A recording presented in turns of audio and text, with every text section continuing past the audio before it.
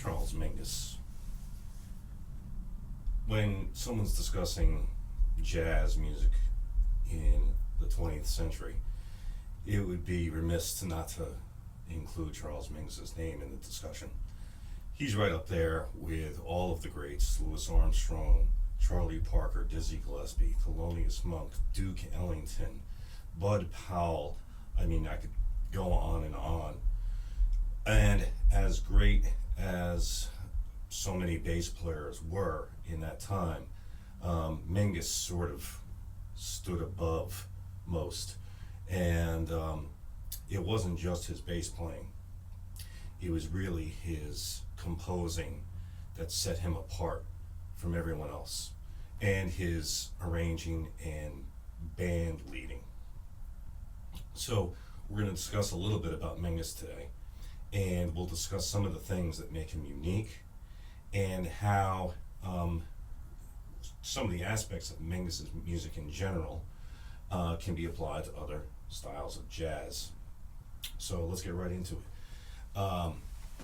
The little intro piece I just played there was a little bit from a piece he originally wrote called Haitian Fight Song, but he re-recorded it some years afterwards in a big band format, and he titled it 2BS. Whatever that means, I think only Mingus knew. So, but it's one of those iconic jazz bass riffs. You know, he had this line, it's basically just a G minor blues, a 12-bar blues. And he had this line based on the G blues scale. And the bass line was,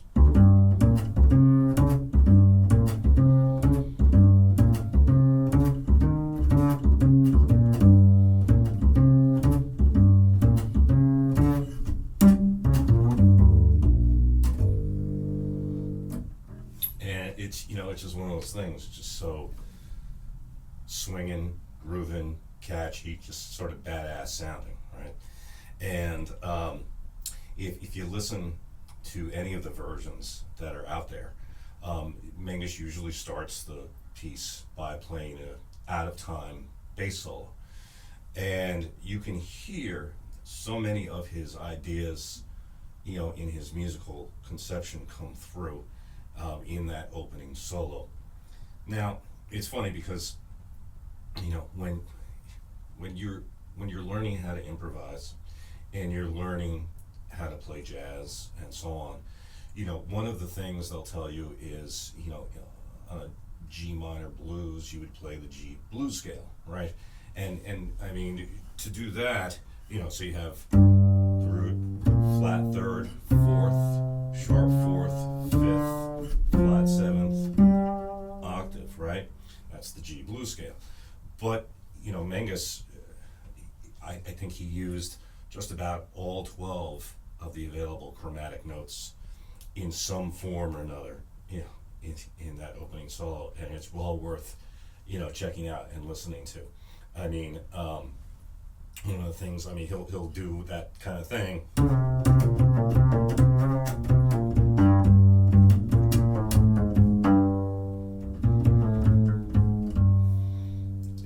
Just some of those chromatic notes, and wow, that really just opens the sound up to just infinite possibilities there. So okay, let's talk about the improvisation. Now, G minor blues. Okay, so 12 measures. We're starting on a G minor chord. 1, 2, 3, 4.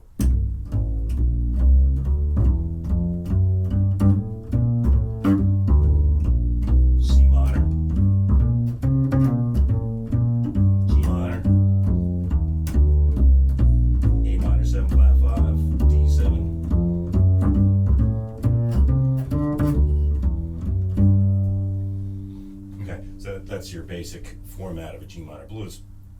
You can actually play the G blues scale over all of those chord changes, and it'll work out fine. But you have to pick your notes carefully. One of the things is, there's certain notes that rub against each other in a way that isn't always the best, and it doesn't really bring out the sound of the chord change. For example, I just said how you can use all those notes over the entire form of the blues, but when you have the D7 chord, because it has that F sharp leading tone to get back to G, if you're hanging out on a G note,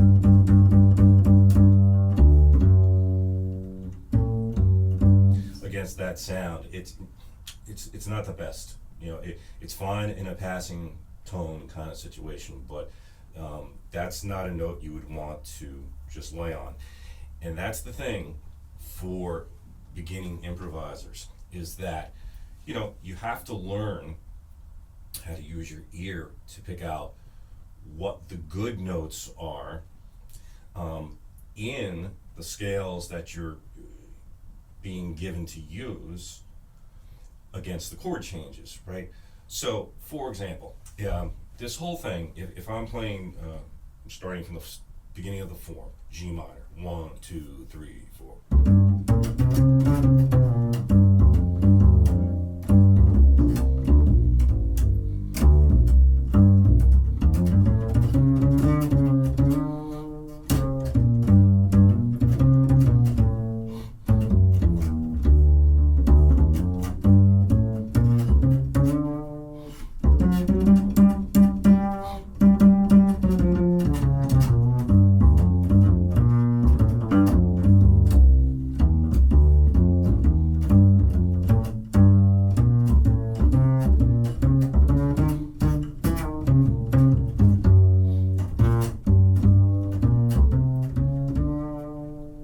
So basically, on purpose, I tried to outline the chord changes as clearly as possible, and I made sure that when I got to measure 5, which is when the chords changed to C minor instead of G minor, I really laid into that C on the downbeat, just to make it clear. I mean, I'm playing unaccompanied bass right now, so I don't have the chords behind me, but it doesn't matter. When you play any instrument unaccompanied, you should still be able to hear the chord changes going by. That's the mark of a good improviser, right?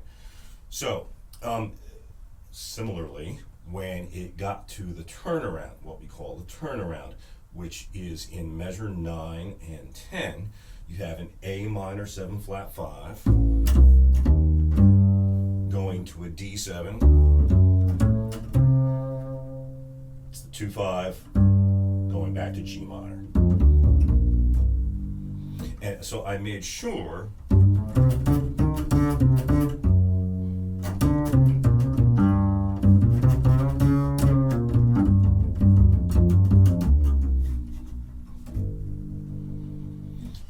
to emphasize those kinds of notes.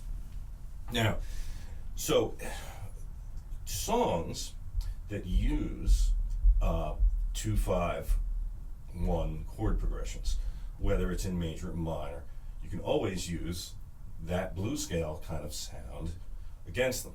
That's a great way to start to learn how to improvise. But once you've got that under your fingers, then it's an important thing to know what the scales are, the full scales that can go with each chord.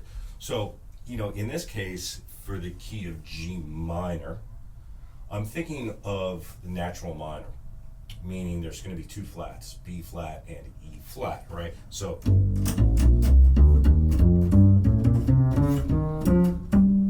that's the sound on the G minor chord, the G minor 7. This is not the same kind of chord as like a G minor 6 chord, which is a Dorian sound.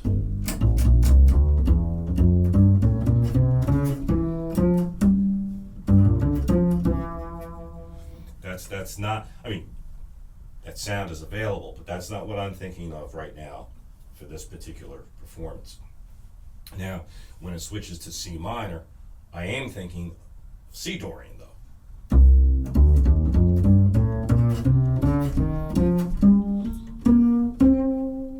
Right, because now it's the two flats, it's the B flat and the E flat. The A is natural, that's the 6th of C, right?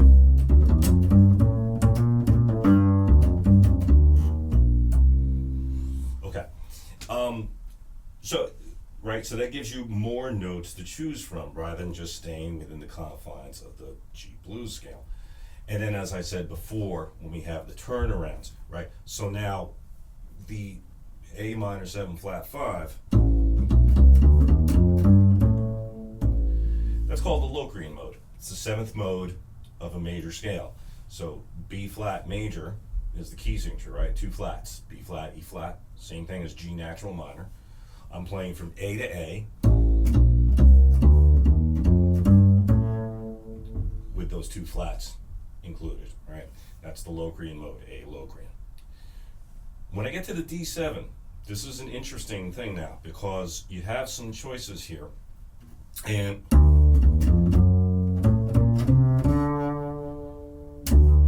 okay, so I'm going to show you what I like to use on this particular chord. It's not really just a D7, it's really a D7 flat 9. See that? E flats, but I'll play the arpeggio. And that flat 9, that E flat, will usually resolve a half step down to the D note, usually when it gets back to the G minor chord, right? So, but I like to use this set of notes: D, E flat, F natural, F sharp. Now, those first 4 notes are part of the diminished scale. So what you get there, these are very common note choices to use over a chord that's at dominant 7, flat 9, or sharp 9, right? Because you have both here: root, flat 9, sharp 9, 3rd. I'm going to go to the 5th, which is A, flat 6th, which is B flat, C, flat 7, and D, right? So now, in jazz theory books, a lot of times they'll tell you to play something called the altered dominant scale. Right. And what that is this. You have the root, flat 9, sharp 9, 3rd, flat 5, okay, that's an A flat, and this is the flat 6, which I played before, 7, 8.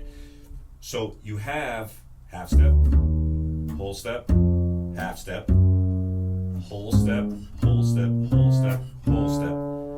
So that top 4 notes is part of the whole tone scale.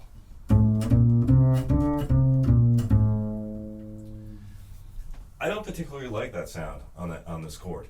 All right, I like the addition of the natural 5 with the flat 6 like that.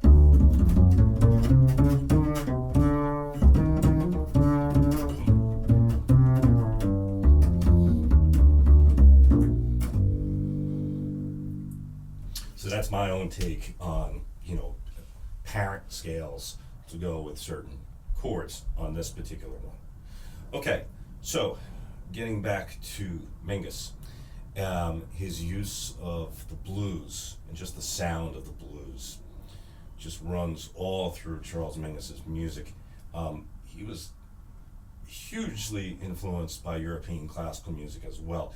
And just like Duke Ellington was, Mingus was a huge fan of Ellington, and they did eventually get to record together in a piano trio setting with Max Roach on drums. But early on, in Mingus's songwriting and his compositions and his arranging, there was a big influence of Duke Ellington on his music. And Mingus was very forward, came forward, to praise Duke any chance he got.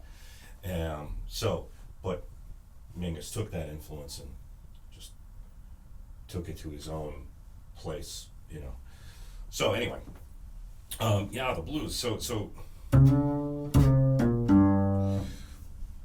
when someone says use the blues scale, right? Okay, so great. The blues scale isn't musical without inflections. Well, most things aren't, right? But in particular, if we're talking about just a real sort of, you can't play that phrase by going or whatever. You can't articulate it like that. It doesn't sound like anything. Certainly doesn't sound like jazz. Doesn't sound like blues. So hammer-ons, pull-offs, slides, slurs, all those things, vibrato, smears, and dynamics as well. I didn't play all those notes the same volume.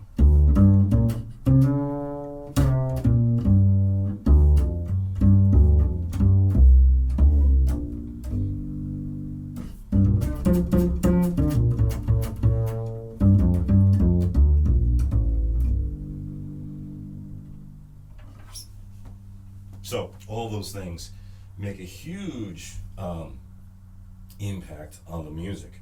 So whatever instrument you are playing, right, and you start to learn how to improvise and you use the blues scale, okay, think about those elements when you're doing it. Now, I have students who, when I teach them to do this, it's a little awkward at first for them, all right? Because in a way, you're giving somebody the keys to the car and saying, go wherever you want. Possibilities are endless, right? To where you're going to wind up. So, that can be a little daunting at first. But, when you do this kind of thing, don't try to shoot for the moon. Just start simple. Simple phrases. Take the first 3 notes of the blues scale.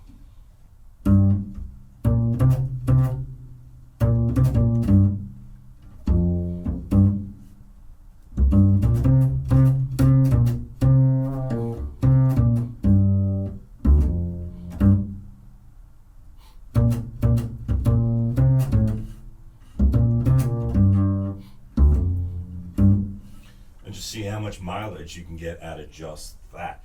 Because, one of the worst things you can do as an improviser, no matter what level you're at, is to come right out of the gate in your solo and just play everything as fast as you can, all at once, within the first 12 measures. And after that, the audience doesn't want to hear anymore. They've already heard your solo. There's nothing where you're just going to repeat yourself after that. You have to learn how to tell a story when you improvise. So you have to start small with short phrases, things that, and believe me, there are different levels of complexity when I say short phrases.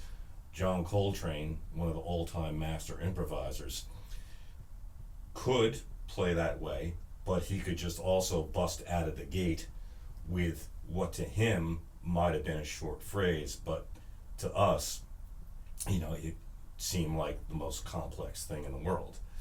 So there are different levels of that.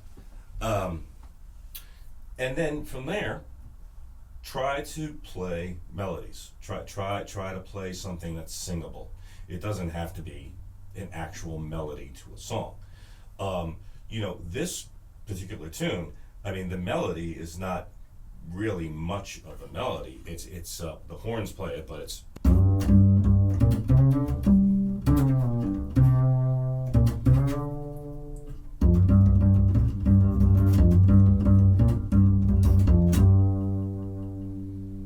Just the notes of the blues scale, but how they're phrased like that.